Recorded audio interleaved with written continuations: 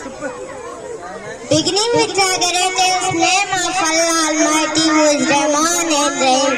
All my respected teachers, headmasters, Sir Rivaayatullah Sumro, dear Sir Hizbullah Korajo, dear Sir Salamat, and dear brothers and sisters, Assalamu alaikum. Today gives me a golden opportunity to speak about the best topic of the life of Holy Prophet Hazrat Muhammad Sallallahu Alaihi Wasallam.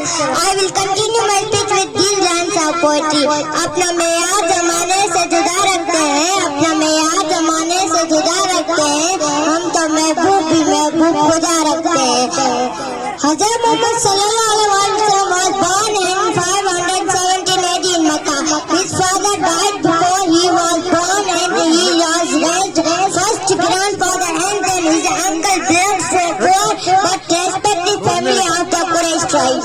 Hazrat Muhammad Sallallahu Alaihi Wasallam is the founder of Islam. He early life was spent as a merchant.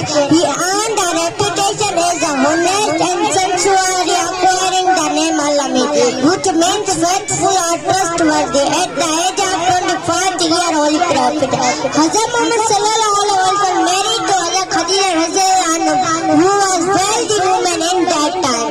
Hazrat Muhammad Sallallahu Alaihi Wasallam became very ill in his life's last days and died June 8, 632 at the age of 63 and buried was Masjid Nabawi. I will take my seat with these lines of poetry. इज़हार इश्क से तो खुदा भी ना रह सका, इज़हार इश्क से तो खुदा भी ना रह सका, तारीफ हुस्न मोहम्मद में सारा कुरान लिखा. सुभान अल्लाह.